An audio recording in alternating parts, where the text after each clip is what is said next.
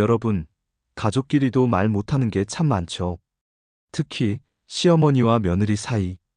겉으론 웃어도 속으론 뭐가 쌓이고 있는지 아무도 모릅니다. 오늘은 그런 이야기입니다. 아들 결혼 3년 차, 시어머니 김정숙 씨. 크게 바라는 것도 없었습니다. 며느리 윤미 씨가 착하게 살고 가끔 얼굴만 비춰주면 충분했습니다. 그런데 최근 며느리가 시댁 행사에 2번 연속 모습을 비추지 않았습니다. 명절, 가족 생일, 제사 같은 걸 말하는 게 아닙니다. 그냥 소소하게 모이는 작은 식사 자리였죠. 시댁 어른들 모여서 밥 먹는 정도. 사실 한 번 안 오는 건 이해했습니다. 요즘 며느리들 바쁘니까. 정숙 씨도 그렇게 넘겼습니다. 그런데 2번째 또 빠지더군요. 첫 번째는 친정 부모님 일 핑계. 2번째는 몸이 안 좋다며 갑자기 취소. 정숙 씨는 속으로 생각했습니다. 이게 우연인가, 일부러인가. 며느리는 별일 아니라는 듯 웃었지만 정숙 씨 마음 한구석은 점점 서운함으로 차올랐습니다. 그렇게 평소보다 더 조용해진 집안 분위기. 남들은 아무도 모를 시어머니와 며느리 사이에 미묘한 균열이 시작됐습니다. 김정숙 씨와 며느리 윤미 씨, 두 사람의 사이는 딱 적당한 거리였습니다. 가깝지도 그렇다고 멀지도 않은 그 정도 거리였죠. 크게 싸운 적도 없었고 그렇다고 속 깊은 얘기를 주고받은 적도 없다고 합니다. 결혼 초반을 돌이켜보면 윤미 씨는 나름대로 예의를 지키려 노력했다고 합니다. 명절이면 시댁에 와서 음식도 조금 돕고 생일 같은 날엔 선물도 챙기고 어른들 앞에선 말도 공손히 했다고 해요. 정숙 씨도 그걸 다 알고 있었습니다. 그래서 괜한 기대는 애초에 접었다고 합니다. 요즘 같은 세상에 며느리에게 옛날처럼 다 하라는 건 욕심이라 생각했죠.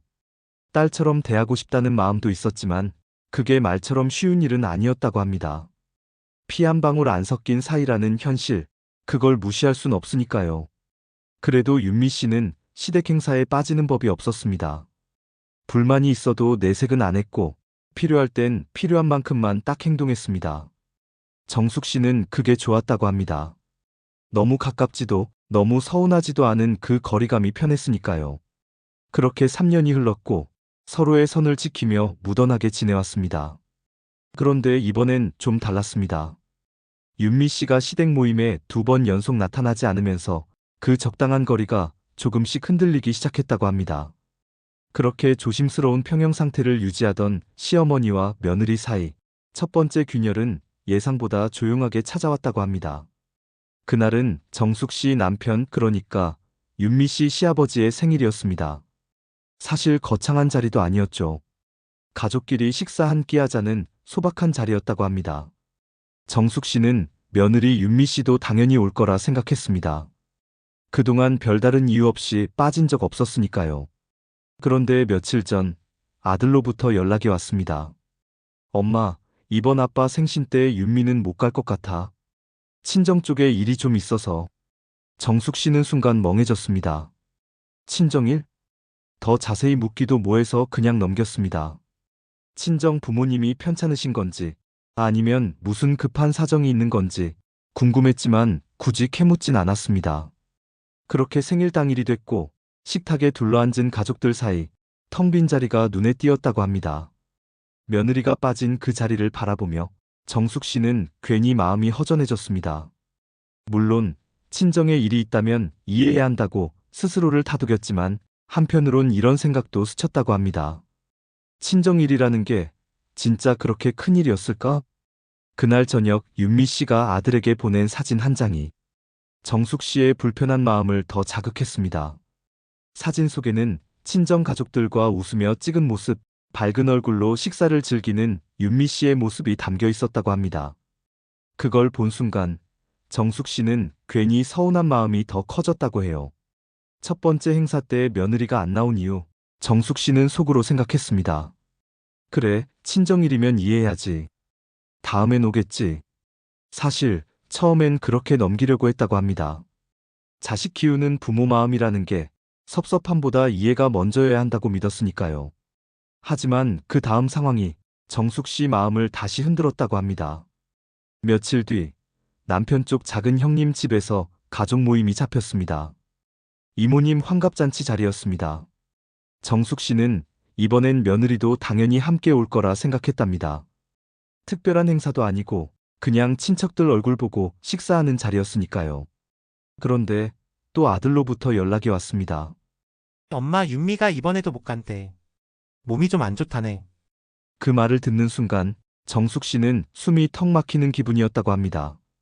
물론 아프다는 말을 굳이 의심할 필요는 없었지만 한번 빠졌을 때도 비슷한 핑계였던 걸 생각하면 자꾸만 머릿속에서 부정적인 생각이 맴돌았다고 해요. 정숙 씨는 혼자 속을 알았습니다. 이렇게 하나씩 멀어지는 건가? 나만 괜히 기대했던 건가? 가족 모임 당일 다른 사람들은 다 웃으며 식사를 즐기는데 정숙 씨 눈에만 유독 빈자리가 크게 보였다고 합니다. 그 자리가 그렇게 허전하게 느껴질 줄 몰랐다고 해요. 그리고 그날 밤 우연히 카톡을 보던 정숙 씨는 며느리의 글을 발견합니다. 오늘은 집에서 푹 쉬는 날. 따뜻한 차 한 잔과 함께 힐링 중. 그 문구와 함께 올라온 사진 속에는 윤미 씨가 웃으며 차를 마시는 모습이 담겨 있었다고 합니다. 그걸 본 정숙 씨는 참았던 속상함이 한 번 더 올라왔다고 해요. 두 번의 시댁 행사 연속 불참. 정숙 씨는 애써 이해하려 했습니다. 사람 사는 게 다 그렇다고, 며느리도 힘들 테니 넘어가자고. 그런데 속은 그렇지 않았다고 합니다. 괜찮다고 생각했지만 점점 쌓여가는 서운함은 감출 수 없었다고 해요. 특히 그날 며느리가 카톡에 올린 사진을 보고는 속에 눌러두었던 감정이 부글부글 끓어올랐다고 합니다. 몸이 안 좋다더니 집에서 저렇게 여유롭게 차를 마신다고? 그렇게 몇 날 며칠을 참고 또 참았습니다. 아들한테도 남편한테도 아무 말 하지 않았습니다.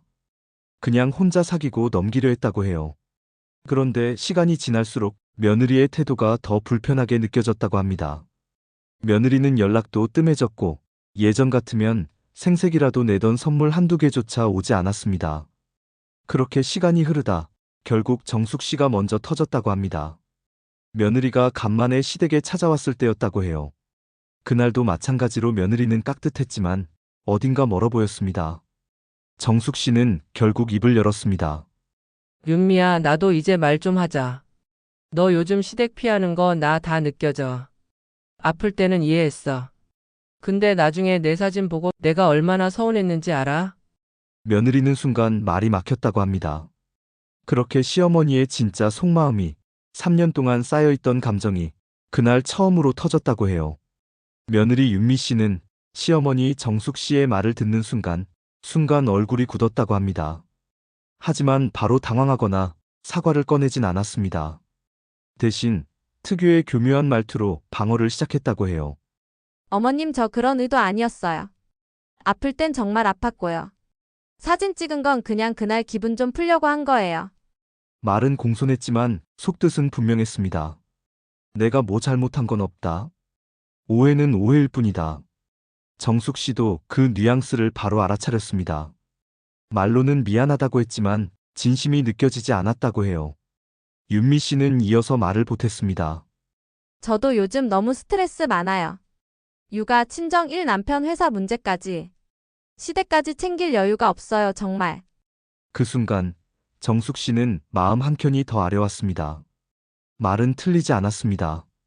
며느리도 힘든 게 사실일 테니까요. 하지만 그럼에도 불구하고 딱 잘라 사과하거나 서운함을 공감해주는 말은 끝내 듣지 못했다고 합니다. 윤미 씨는 마지막에 이렇게 말했다고 해요. 어머님도 저 좀 이해해 주세요. 저도 이제 애 엄마고 저 나름대로 최선을 다하고 있어요. 교묘하게 포장된 말, 속으론 벽을 더 높게 쌓는 느낌을 정숙 씨는 분명히 느꼈다고 합니다. 그렇게 말끝을 흐리며 교묘하게 방어하는 윤미 씨를 바라보며 정숙 씨는 한동안 아무 말도 하지 않았다고 합니다. 사실 정숙 씨도 알고 있었습니다. 며느리가 힘든 것도 서로 다 사는 환경이 다르다는 것도. 하지만 서운한 마음이라는 게 머리로는 이해돼도 가슴은 쉽게 풀리지 않는 법이었습니다. 정숙 씨는 잠시 생각에 잠겼다가 억지로라도 분위기를 정리해야겠다고 느꼈다고 해요. 그래, 이 이상 끌어봤자 더 불편해질 뿐이겠지. 그렇게 정숙 씨는 말했습니다. 그래, 너도 힘들겠지. 나도 괜히 예민했나 봐. 앞으로는 서로 조금씩만 맞춰가자. 말은 그렇게 했지만 마음 한구석은 여전히 답답했다고 합니다. 윤미 씨도 그걸 느꼈는지 표정이 어색하게 굳었고 대화는 더 이상 길게 이어지지 않았다고 해요. 그렇게 둘 사이엔 뭔가 풀린 듯 하면서도 완전히 풀리지 않은 미묘한 긴장감이 남았다고 합니다.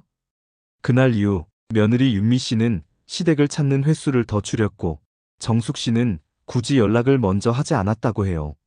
겉으로 보기엔 큰 싸움도 심한 다툼도 없었지만 그 사이에 깔린 어색함은 예전보다 더 깊어졌다고 합니다. 그렇게 어색한 대화 끝에 시어머니와 며느리는 각자의 마음을 품은 채 또 그렇게 일상을 이어갔다고 합니다. 정숙 씨는 그날 이후로 스스로 다짐했답니다. 기대도 말고 바라지도 말자. 서로 선만 지키면서 사는 게 답이겠지. 사실 나이 들수록 느끼는 게 많아진다고 합니다. 가족이라는 이름 아래 있어도 속마음까지 나누긴 참 어렵다는 걸요. 며느리 윤미 씨도 마찬가지였습니다. 어머님을 싫어하는 건 아니었습니다. 그저 자신만의 삶이 더 중요해진 거라고 합니다. 결혼하고 아이 낳고 친정 챙기고 그 와중에 시댁까지 다 챙기기엔 에너지가 너무 부족했다고 해요. 그래서 멀어지는 걸 알아도 적당히 선을 긋고 지내기로 했답니다. 그게 정답일까요? 사실 정답은 없습니다. 누군가는 그렇게 거리 두는 가족이 편하다고 말하고 누군가는 그게 더 서운하다고 느낄 테니까요. 다만 분명한 건 가족이라도 모두 같은 마음을 갖긴 어렵다는 사실입니다. 그게 바로 대한민국 가족의 현실 아닐까요? 여러분은 어떻게 생각하십니까? 시어머니와 며느리 서로 얼마나 가까워야 적당하다고 보시나요? 댓글로 여러분의 생각을 남겨주세요. 더 현실적인 가족 이야기 다음 영상에서 또 함께 하겠습니다.